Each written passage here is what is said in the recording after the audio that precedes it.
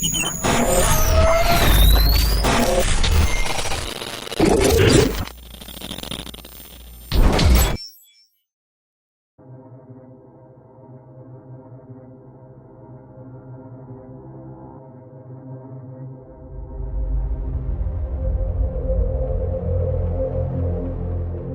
human brain is a network of approximately 100 billion neurons. Different experiences create different neural connections which bring about different emotions. And depending on which neurons get stimulated, certain connections become stronger and more efficient, while others may become weaker. This is what's called neuroplasticity. Someone who trains to be a musician will create stronger neural connections that link the two hemispheres of the brain in order to be musically creative. Virtually any sort of talent or skill can be created through training. Rudiger Gamm, who was a self-admitted hopeless student, used to fail at basic math, and went on to train his abilities and became a famous human calculator, capable of performing extremely complex mathematics. Rationality and emotional resilience work the same way. These are neural connections that can be strengthened. Whatever you are doing at any time, you are physically modifying your brain to become better at it. Since this is such a foundational mechanism of the brain, being self-aware can greatly enrich our life experience.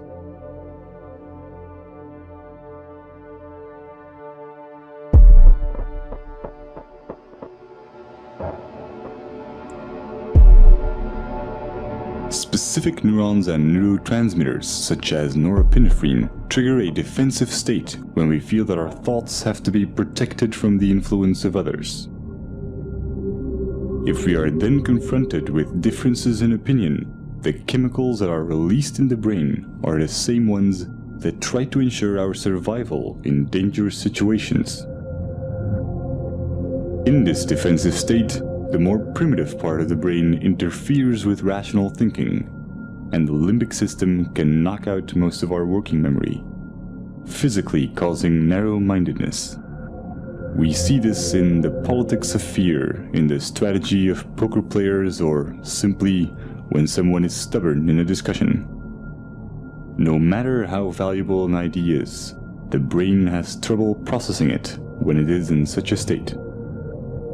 On a neural level, it reacts as if we're being threatened, even if this threat comes from harmless opinions or facts that we may otherwise find helpful and could rationally agree with.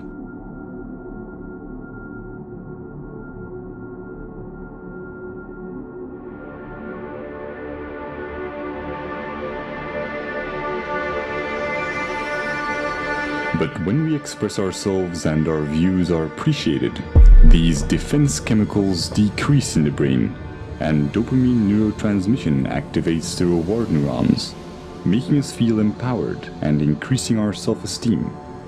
Our beliefs have a profound impact on our body chemistry. This is why placebos can be so effective. Self-esteem or self-belief is closely linked to the neurotransmitter serotonin. When the lack of it takes on severe proportions, it often leads to depression, self-destructive behavior, or even suicide. Social validation increases the levels of dopamine and serotonin in the brain, and allows us to let go of emotional fixations and become self-aware more easily.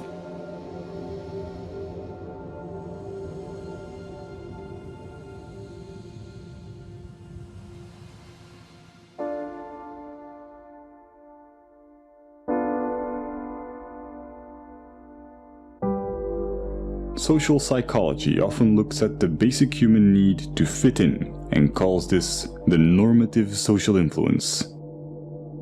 When we grow up, our moral and ethical compass is almost entirely forged by our environment, so our actions are often a result of the validation we get from society. But new developments in neuroscience are giving us a better understanding of culture and identity. Recent neurological research has confirmed the existence of empathetic mirror neurons. When we experience an emotion or perform an action, specific neurons fire, But when we observe someone else performing this action, or when we imagine it, many of the same neurons will fire again, as if we were performing the action ourselves. These empathy neurons connect us to other people, allowing us to feel what others feel. And since these neurons respond to our imagination, we can experience emotional feedback from them as if it came from someone else. This system is what allows us to self-reflect. The mirror neuron does not know the difference between it and others, and is the reason why we are so dependent of social validation and why we want to fit in. We are in a constant duality between how we see ourselves and how others see us. This can result in confusion in terms of identity and self-esteem, and brain scans show that we experience these negative emotions even before we are aware of them. But when we are self-aware, we can alter misplaced emotions because we control the thoughts that cause them. This is a neurochemical consequence of how memories become labeled when retrieved, and how they are restored through protein synthesis. Self-observing profoundly changes the way our brain works. It activates the self-regulating neocortical regions, which give us an incredible amount of control over our feelings. Every time we do this, our rationality and emotional resilience are strengthened. When we are not being self-aware, most of our thoughts and actions are impulsive. And the idea that we are randomly reacting and not making conscious choices is instinctively frustrating. The brain resolves this by creating explanations for our behavior and physically rewriting it into our memories through memory reconsolidation, making us believe that we were in control of our actions. This is also called backward rationalization, and it can leave most of our negative emotions unresolved and ready to be triggered at any time. They become a constant fuel to our confusion, as our brain will keep trying to justify why we behaved irrationally.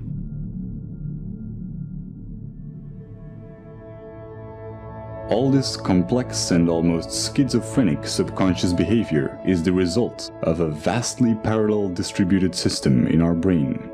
There is no specific center of consciousness. The appearance of a unity is in fact each of these separate circuits being enabled and being expressed at one particular moment in time. Our experiences are constantly changing our neural connections, physically altering the parallel system that is our consciousness. Direct modifications to this can have surreal consequences that bring into question what and where consciousness really is. If your left cerebral hemisphere were to be disconnected from the right, as is the case in split brain patients, you would normally still be able to talk and think from the left hemisphere, while your right hemisphere would have very limited cognitive capacities. Your left brain will not miss the right part, even though this profoundly changes your perception. One consequence of this is that you can no longer describe the right half of someone's face, but you will never mention it. You will never see it as a problem or even realize that something has changed. Since this affects more than just your perception of the real world and also applies to your mental images, it is not just a sensory problem, but a fundamental change in your consciousness.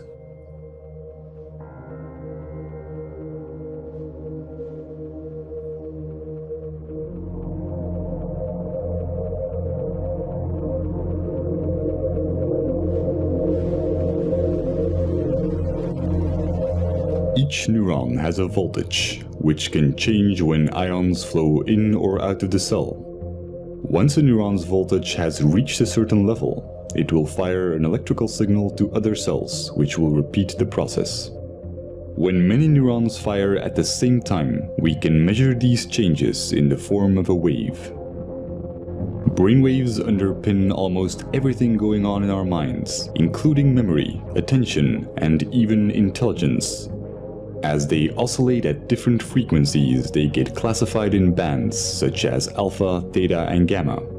Each are associated with different tasks. Brainwaves allow brain cells to tune into the frequency corresponding to their particular task, while ignoring irrelevant signals, similar to how a radio homes in on different waves to pick up radio stations. The transfer of information between neurons becomes optimal when their activity is synchronized. This is the same reason why we experience cognitive dissonance, the frustration caused by simultaneously holding two contradictory ideas. Will is merely the drive to reduce dissonance between each of our active neural circuits. Evolution can be seen as the same process where nature tries to adapt or resonate with its environment. By doing so, it evolved to a point where it became self-aware and began to ponder its own existence. When a person faces the paradox of wanting purpose while thinking that human existence is meaningless, cognitive dissonance occurs. Throughout history, this has led many to reach for spiritual and religious guidance, challenging science as it failed to give answers to existential questions, such as why or what am I?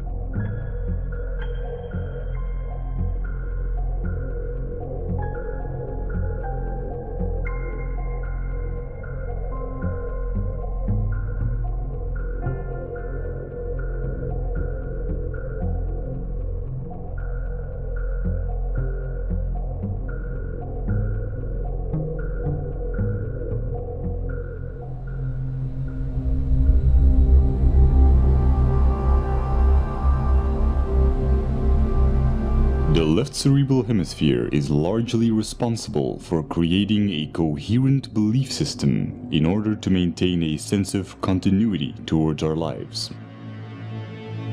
New experiences get folded into the pre-existing belief system. When they don't fit, they are simply denied. Counterbalancing this is the right cerebral hemisphere, which has the opposite tendency. Whereas the left hemisphere tries to preserve the model, the right hemisphere is constantly challenging the status quo. When the discrepant anomalies become too large, the right hemisphere forces a revision in our worldview. However, when our beliefs are too strong, the right hemisphere may not succeed in overriding our denial.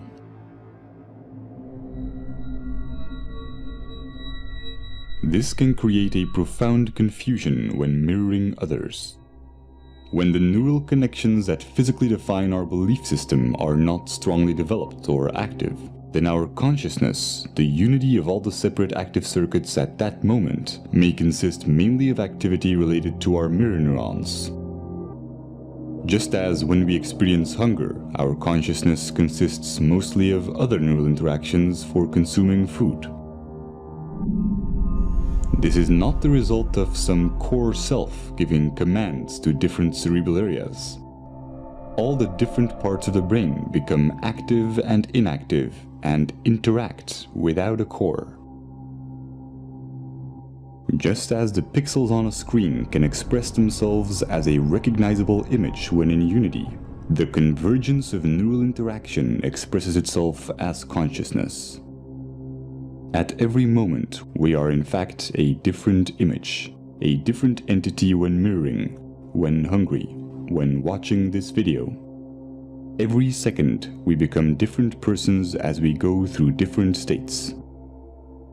When we use our mirror neurons to look at ourselves, we may construct the idea of identity. But if we do this with our scientific understandings, we see something completely different. The neural synergies that produce our oscillating consciousness go far beyond our own neurons. We are equally the result of cerebral hemispheres interacting electrochemically, as we are of the senses connecting our neurons to other neurons in our environment. Nothing is external. This is not a hypothetical philosophy. It is the basic property of mirror neurons, which allow us to understand ourselves through others. Seeing this neural activity as your own while excluding the environment would be a misconception. Our superorganismal features are also reflected in evolution, where our survival as primates relied on our collective abilities. Over time, the neocortical regions evolved to permit the modulation of primitive instincts and the overriding of hedonistic impulses for the benefit of the group.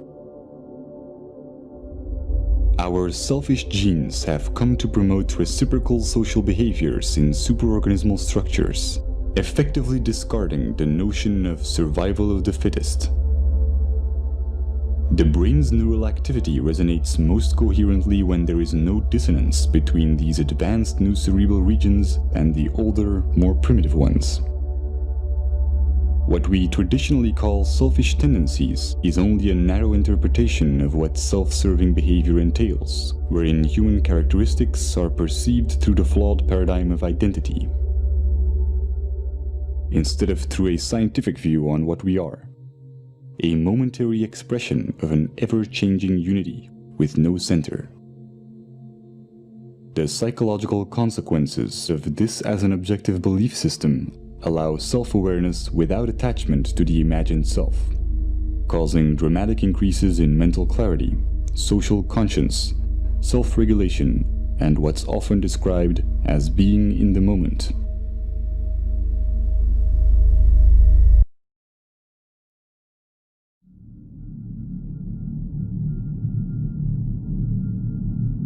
The common cultural belief has mostly been that we need a narrative, a diachronic view on our life to establish moral values. But with our current understandings of the empathic and social nature of the brain, we now know that a purely scientific view with no attachment to our identity or story yields a far more accurate, meaningful, and ethical paradigm than our anecdotal values.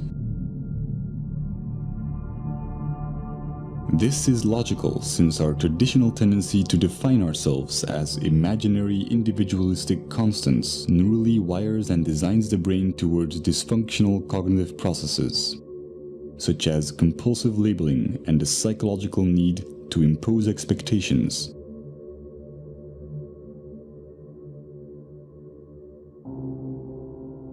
Practical labeling underpins all forms of interactions in our daily lives. But by psychologically labeling the self as internal and the environment as external, we constrain our own neurochemical processes and experience a diluted disconnection.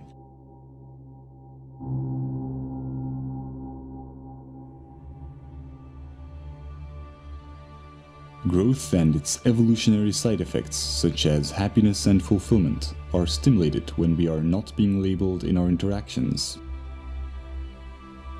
We may have many different views and disagree with one another in practical terms, but interactions that nevertheless accept us for who we are without judgment are neuropsychological catalysts that wire the human brain to acknowledge others and accept rationally verified belief systems without dissonance. Stimulating this type of neural activity and interaction alleviates the need for distraction or entertainment and creates cycles of constructive behavior in our environment.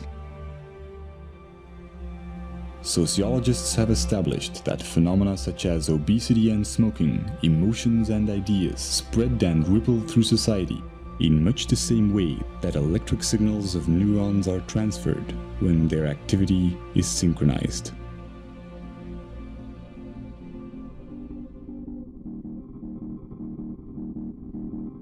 We are a global network of neurochemical reactions, and the self-amplifying cycle of acceptance and acknowledgement, sustained by the daily choices in our interactions, is the chain reaction that will ultimately define our collective ability to overcome imagined differences and look at life in the grand scheme of things.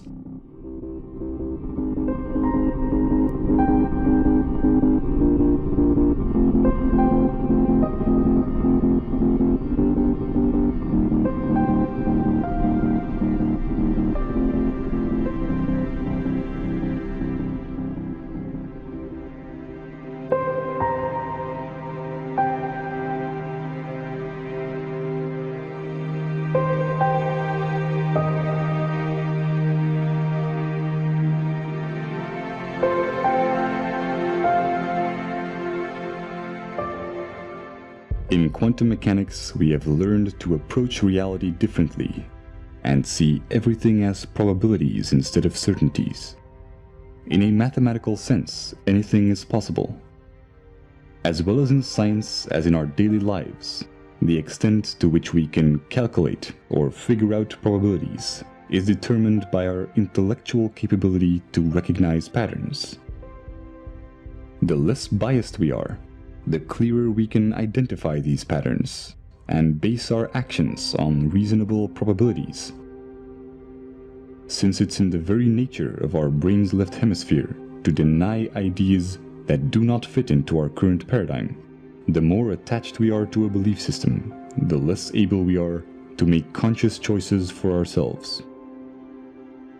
But by observing this process, we expand our awareness and enhance our free will.